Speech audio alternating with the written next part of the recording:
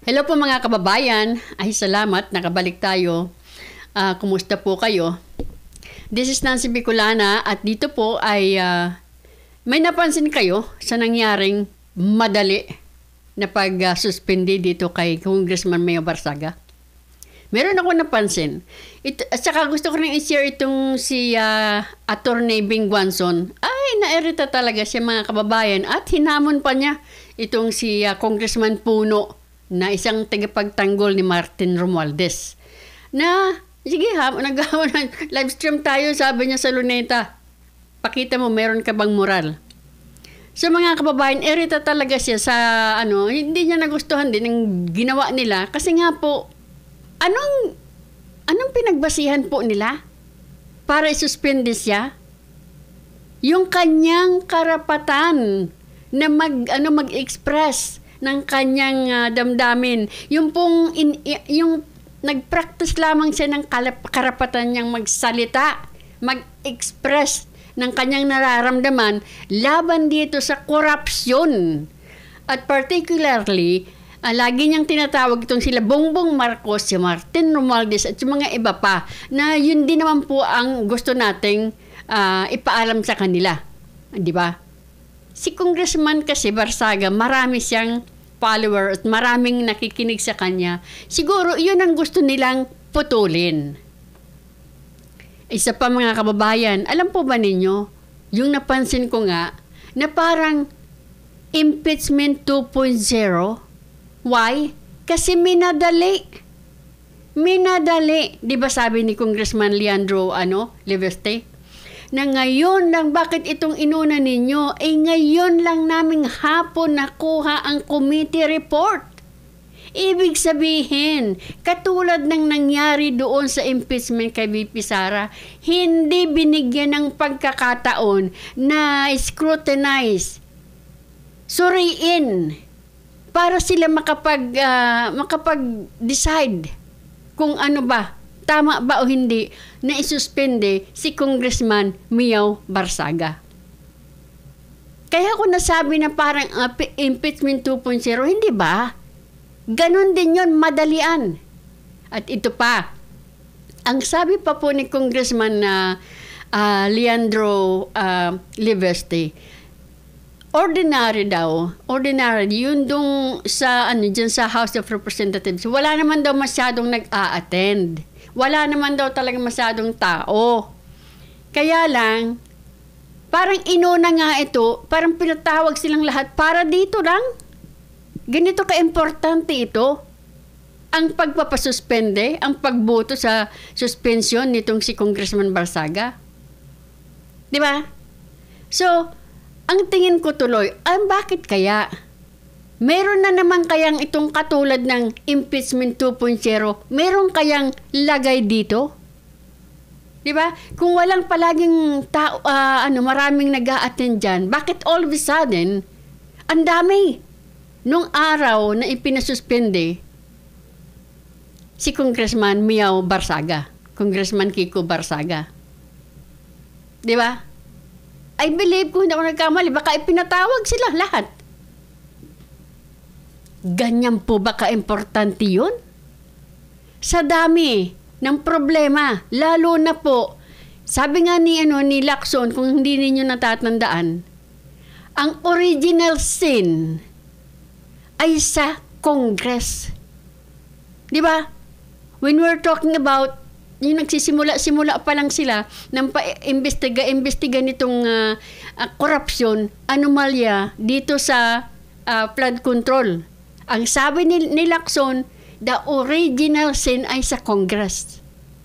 So kayo po dyan, ang importante sa inyo ay busalan ninyo si Congressman Kiko Barsaga dahil yung kanyang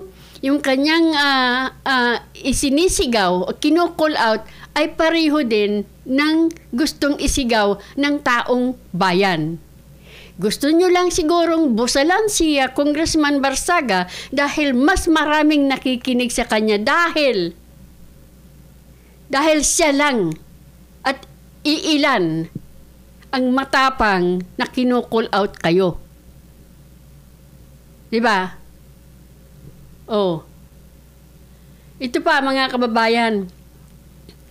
Ang sabi pa raw nitong si Congressman Leandro Liveste, ay yung iba daw po ay kumbaga parang hindi palaging naandyan, kaya nga kukunti ang tao o kukunti ang nag-a-attend. Yung iba raw kasi ay parang dahil nga po dito sa pronouncement ni Boying Remulla na sinasabi niya na halos 10% ng house ng members dyan sa house ay iniimbestigahan o paiimbestigahan, ay ayaw raw kasi nila nung iba na madamay o madawit dyan.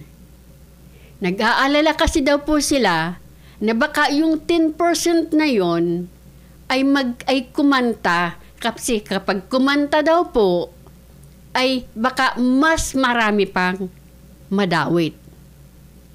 So ito na nga po. Kumbaga, na-paranoid napaparanoid na po sila. 'Di ba? Ngayon, dahil sa katarantaduhan ninyo, ayan tuloy. Ayaw nyong madawit. Dahil ayaw nyo nang madawit, hindi na kayo nagpapapasok. Ang nangyayari, ang takbo ng gobyerno ay halos napakahina na. Hindi na po kayo nagtatrabaho. Bakit? Gulong-gulo yung isip ninyo? Oh, baka kayo lahat dyan ay merong sangkot sa anomalya sa flood control. So mga kababayan, ayan. So yun nga po, meron bang lagay na naman dito? Ito po mga kababayan, si Senator tuloy, si Attorney Guanzon. Pakinggan po ninyo, talagang iritang-irita siya. Oh. Totoo naman.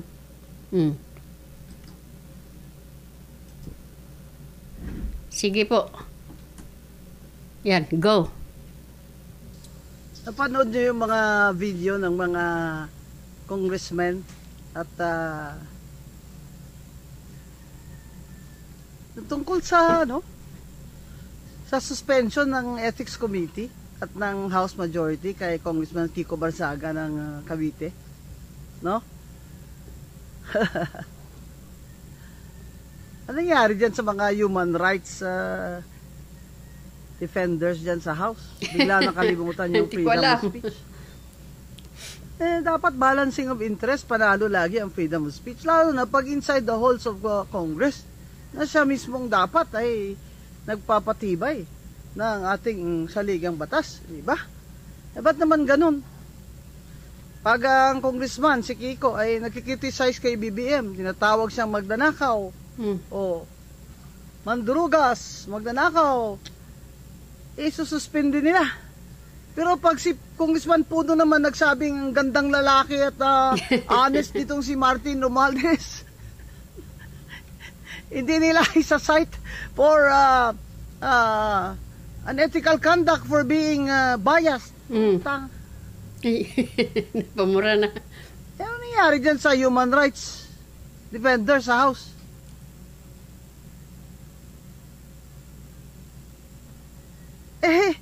Hindi ba dapat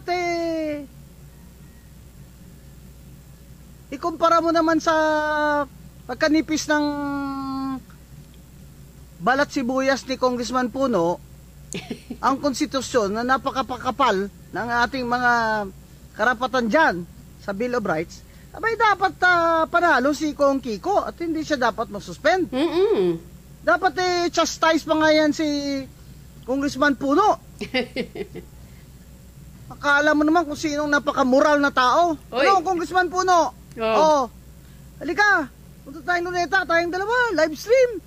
Pakita mo sa akin na ikaw you are a moral man. Akala mo naman kung sinong ikaw na... Di ka ba immoral? Wala ka bang ginawang mga immoral?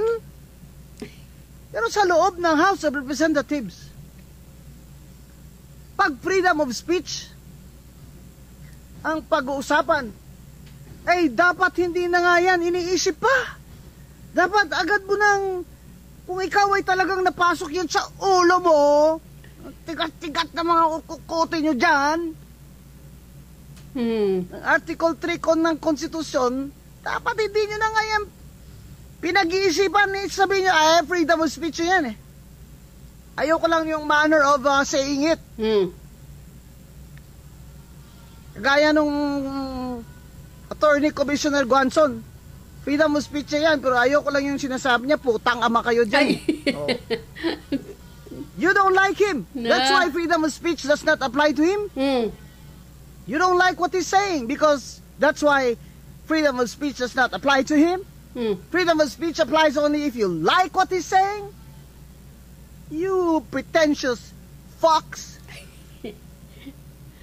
Talaga nairita po talaga siya, mga kababayan. Ay, hindi ba? Ay, ang pinagkuhaan nila, yung pinagbasihan po nila ng kanilang pagsuspende kay Congressman Mio Barsaga ay dahil nga doon sa sa kanyang mga pinupost, sa kanyang mga salita. Ay, alam niyo mga kababayan, iba nga po si Congressman Barsaga dahil baka iyan talaga ang kanyang paraan. 'Di ba? Kahit nga po sabi nga na eccentric man po or hindi yan ordinary, yung hindi tayo sanay makita, karapatan pa rin niya yan. Kaya lang itong mga to, once again, kapag hindi talaga pabor sa kanila, yung human right na sinasabi nila ay nakakalimutan. Ganyan po palagi ang mga yan. Yung mga plastic na mga walang prinsipyong mga yan. Nakita naman, siguro naman mga kababayan, by now makikita na po ninyo ang kanilang kaplastikan. Yung kanilang kaipokretuhan. Na sabi nga ni Attorney Guanzon, kapag hindi, di ba? Pag hindi nyo gusto, di ba? Inaano niya yun, ganyan, katulad ng ginawa nila kay Congressman Barsaga. Yung sinasabi niya, pagka gusto ninyo, okay lang. Pag hindi, di ba? Alam niyo mga kababayan, ang hindi nila nare-realize dito, itong ginagawa nila, pwede rin naman na mag-backfire sa kanila yan eh. Di ba? Kung sila ay nagpasuspende dahil lamang po sa sinasabi, ini-express, pinapakita sa online, di ba? Ay talagang binusalan nilang isang tao. Pwede rin pong gawin sa kanila yan in the future. Di ba? Itong mga to, katulad nga po, na sinabi ba yun ni Congressman Paulo Marcoleta? Na yung mga datihan noon kumakabanat, di ba? Talaga pong ganyan naman sila, di ba? Pag magsalita sila talagang walang boundary, di ba? Pero hindi sila nasususpende ba sila? Ngayon, nagsinisimulan nila ito. Di ba? Huwag kayong magtaka pag in the future, gamitin sa inyo pabalik yan. Dahil mas hinayo pa kayong magsalita. Mas grabe kayong magsalita. Di ba? Dahil sumasakay kayo, sumasandal kayo sa inyong karapatan. Ang problema nga lang, kapag kayong iba na, ang nagsasalita ng the same thing na pwede ninyo, na ginagamit ninyo, ay wala silang karapatan. Dapat silang parusahan. Di ba? Ano ba yung sinasabi ni yung kino-quote nila? Voltaire ba yun? Nasabi niya, I may not agree with what you have to say, but I will defend to the death your right to say it. Diba? Katulad nga po ng sinasabi, nung the way na pamamaraan na ginagamit ni Congressman Mio Barsaga. Sabi nga, kahit eccentric pa yan, kahit na yung bagay na hindi normal, kumbaga, or ibang klase, yan siya Ganyan yan di ba? Just because na hindi normal at hindi rin nagpapabor sa inyo, ibig sabihin ay paparusahan ninyo. Itong tao po nito, itong administration na to talaga, akala siguro nila, habol sila ng habol, paparusahan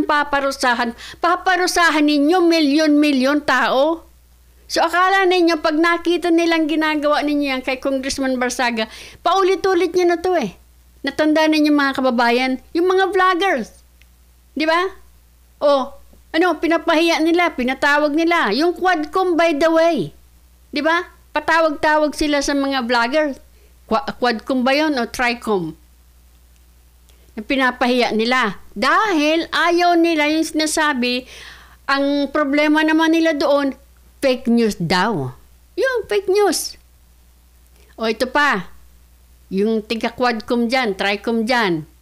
Ang bilis ninyong magpasuspende kay Congressman Barsaga. Hindi po ba meron ding nagreklamo sa House Ethics dito kay Franz Castro? Mas masahol pa nga to mga kababayan. Dahil si Franz Castro, ang kanya ay na-convict na siya sa child abuse. Hindi man lang kayo gumalaw eh. Di ba? Anong ninyo? Excuse nyo dahil naka-appeal? Dahil kakampi ninyo nga. Pero I guarantee you, kung iyon ay sa Duterte, sigurado talsik na yan. Hindi lang suspended siguro, pinatalsik nyo na. Dahil kahit nga mga walang mga kasalanan ay nagagawa niya ng kasalanan. Tingnan nyo yung Duterte youth. Di ba? So bakit wala pong gumalaw? May nagsampa po kay Franz Castro. Nung last year, natapos na lang po yung 19th Congress, walang gumalaw. Dahil kung ang issue nila ay dahil naka-appeal pa, hindi po yan magiging issue kung iyon ay nasa Duterte side. Sinampahan niya, natandaan ko si Atty. Torion pa nga ang sumama dito sa, I think, sa IPs. Kasi yung kanilang mga bata, yung child abuse mga kababayan, kinuha nila yung about 14 minors. 2018, minors po, mga minors, 14. Kaya yung IPs yata, yung chieftain ba nila o yung mataas sa kanila, ang nagsampa nagsampa dito sa House Committee on Ethics. Pero wala naman pong gumalaw. Natapos na lang, wala namang gumalaw. Pero dito kay Congressman Barsaga, ay ipinigay nila yung committee report nung hapon na yun. Nung hapon na rin, nagbutuhan na rin. Kita po ninyong napakawalang hiya ninyo. Isa pa, kunyari pa kayo, pangalagaan ninyo yung inyong integrity, yung inyong reputation. Matagal na pong gumuho yan. Nung sinimulan ninyo, katulad ng ginawa ninyo kay Colonel Grijaldo, na dahil hindi nakikipagsayaw sa inyo, ipinadetain ninyo. Si Garma, na ayaw magsalita dahil wala rin naman siya masasabi, biglang nagkaroon ng sasabihin dahil ipinadetain ninyo. So, kung akala ninyo na ang pagpa-suspended dito kay Congressman Barsaga ay magigay ninyo ang respeto ng tao, nagkakamali kayo, lalo nyo lang pong inihuhulog sa kabulukan ang House. Natatandaan ninyo sinabi ni Lacson. Dahil ingay nga din po ito, si Congressman Barsaga, kagaya rin natin. Dahil alam natin na ang mastermind dyan ay hindi si congressman, dating congressman, Saldico. Hindi po naniniwala ang tao dyan na si congressman, dating congressman Saldico ang mastermind. Hindi niya po kayang gawin. Hindi niya po kayang palusutan ito. Merong si Martin Romualdez. Nandyan si Bongbong, nandyan ang DBM, mag-isa ni Saldico, magagawa niya yan. Walang naniniwala sa inyo. At ikaw, Bongbong, Ano ba yun? Totoo ba yung nakita ko sa post na ready kang magpa-interview o magpa-investigate sa ICI? Grabe! Ikaw ang nag-create ng ICI. Ikaw ang namili din ng mga miyembro ninyo. Galing sa gobyernong pinapasweldo sa kanila. Tapos sasabihin mo magpapa-imbestiga ka sa kanila? Talaga bang ganyan na lang ang baba ng tingin ninyo sa intelihinto ng taong bayan? Isa ka pa, Sandro Marcos. Oh, ready daw po siya magpa-imbestiga din dito sa ICI. O ICI, Vince Dizon, Magalong, puntuhan nyo na yung Ilocos. Simulan nyo na. Oh, di ba? Pambihira. Oh, by the way, yung sinasabi ni Congressman Leandro Libeste, na bakit, kumbaga, pinai-suspende ninyo itong si Congressman Kiko Mio Barsaga, samantalang meron tayo dito na nagbabayad daw ng 100 billion, kung hindi man ako tama sa aking number, na hindi man lang, wala man lang gumagalaw, wala man lang nagpapaimbestiga. Di ba? Sino yung congressman na yon na pagka yaman-yaman, Guardiola ba yun? Di ba? Ang dami po dyan. Yung ganitong mga issues na akala ninyo ay malilito ninyo yung tao. No, nakafocus kami. Sinong mastermind? Hindi po si Saldico ang mastermind, and you know that. Kaya nga hanggang ngayon, hindi ninyo mapauwi, di ba? Nakaya ninyong pauwiin si Congressman Teves noon. Nakaya ninyong cancel ang passport. Pero kay dating Congressman Saldi, wag po tayong ma-out focus dito sa mga corruption na ginawa nila. Kasi po, uulitin na naman nila ito. Baka sa susunod, hindi lang trillion, baka 2 trillion pa, maybe 3 trillion. Lalo na pagpapalapit na silang mawala dyan, baka nakawin na nila lahat, tapos maglayasan silang lahat. So no, wag po tayo talagang mawawala sa focus dito. Sinong mastermind? Yung pong mga hinahanap natin, yung mga hinayupak kayo na ayaw ninyong tulungan ng taong bayan dito, hindi po kayo dyan forever. Kasi ang taong bayan po, ang nahihirapan dito, lalo na po yung mga hindi milyonaryong katulad ninyo. Wag po tayong pawawala. Kahit kung ano-ano ang paggagagawa nila dyan, kinukuha yung atensyon natin. Pwede natin pag-usapan kung ano man ang gawin nila, ilagay lang natin yan sa listahan natin, idagdag lang natin sa listahan natin. Pero wag po tayong ma-out focus. Focus tayo sa kanila. Sinong nagnakaw ng 1 trillion? Ilan kayong naghati-hati? Sinong mastermind? Sinong may mas malaki? At yung sinauli, yung mas malaking, sino yung mas may malaking hati? At yung nagsauli na si Alcantara, 110 million. Wag ninyong ibalabalandra sa amin yan. 110 million. Biro mo, 110 million dyan sa engineer, district engineer. Ay ilan naman kaya sa inyo ang isusuuli niya? About 300 million? 300 million sa isang engineer. Ay paano yung mga proponent? Ilan sa inyo? Kaya nga po, hindi si Saldico ang mastermind, hindi siya makakagalaw. There's no way